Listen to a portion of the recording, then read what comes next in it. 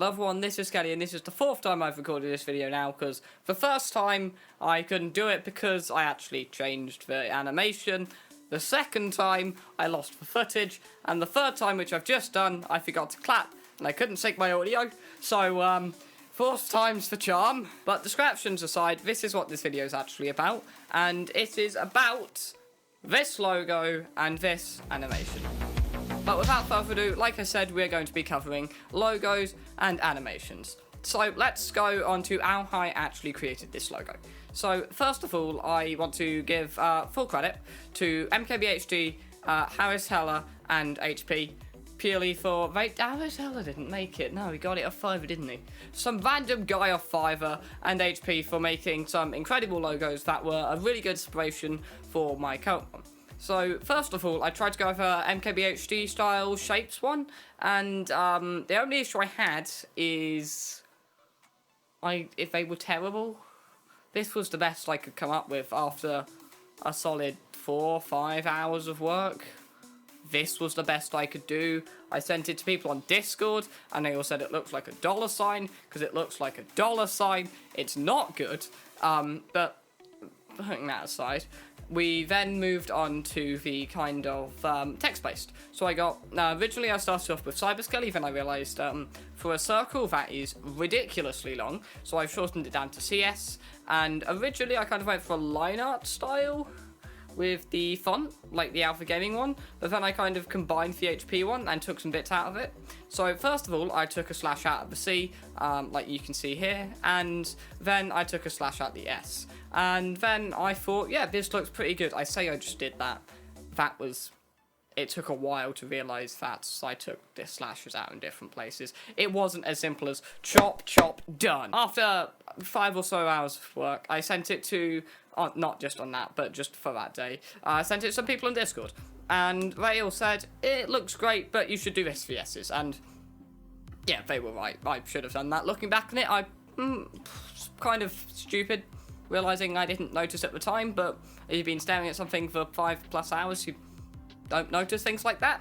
But then, again, credit to Rayman, who just said I should bring the C's end out to do this, which I think looks a lot better and a lot cleaner, and all in all, kind of makes it feel more uniform. So, all in all, I think the logo came out pretty well, and thanks to everyone who helped in the form of Rayman, Chill, and Gregory. I will leave links to all their social medias and stuff down in the description, so go give them some credit. Moving on to the animation, I did use After Effects, but you could just as easily have used DaVinci Resolve, even it might have been a bit more complicated. I'm going to be having animation tutorials in After Effects, DaVinci Resolve, and Apple Motion, which is only for if you have a Mac, like I always say with After Effects.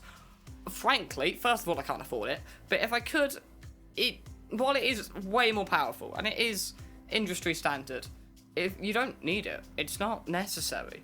And even if you can afford it, maybe you shouldn't consider, maybe you should think heavily before impulse buying. You shouldn't impulse buy it.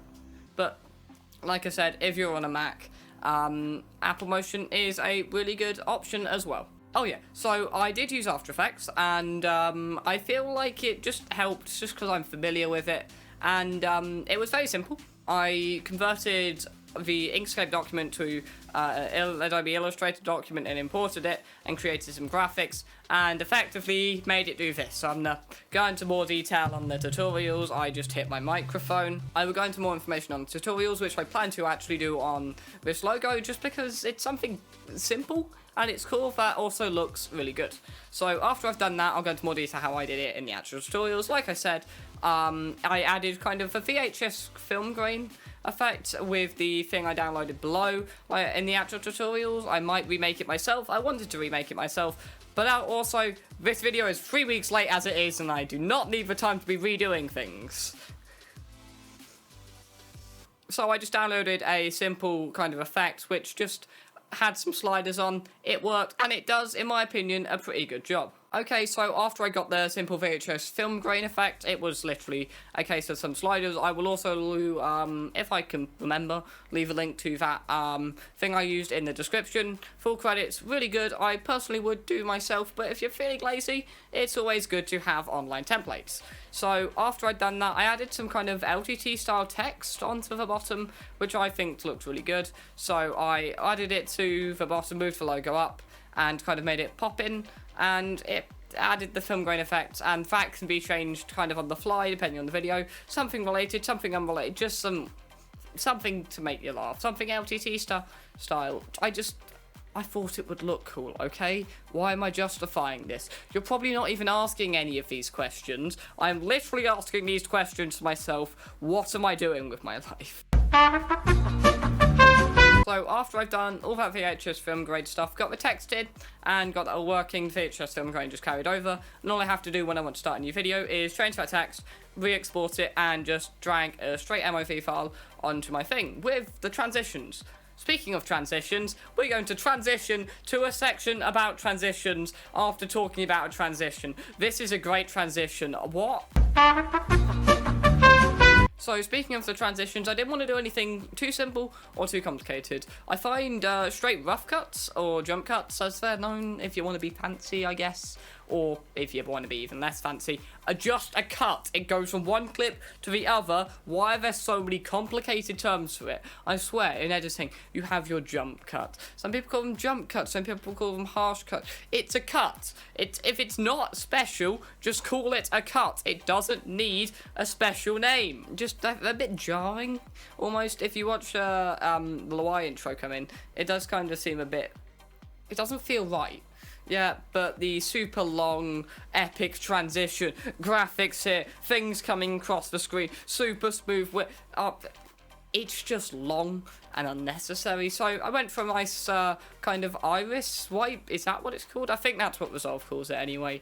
Other things will call it other things, but at the end of the day, I know it as an iris swipe. But not only is a video about but transitions isn't just video, it's also audio. So the music track I used was called, I'll put the name down here, I can't remember off the top of my head. And if you're not familiar with it, I'll play it a bit louder now. As you can see, it's kind of like old VHS style, white, noisy, horrible audio kind of thing. But it sounds not pain, if you know what I mean. You probably don't. It sounds right, I just can't explain why it sounds right. It just does. But I think it's pretty safe to say, in my opinion, it sounds plenty good enough. Anyway, thank you for watching, I hope you did enjoy. If you want to check out my Twitch, I'm starting a new series where I do stream design for me, some stuff for this channel, for stuff for my friends, and stuff for you. Just ask in chat if you want. You can, I'll do it for free, happily, and if you want to give a shout out or donation, I will happily do that in your stream. But until next video, bye, have a great day. All the cool YouTubers do, like, punch the cameras, but I feel like if I punch the camera, I'm going to miss and smash this lens. So I'm going to do this. I missed. How do I miss?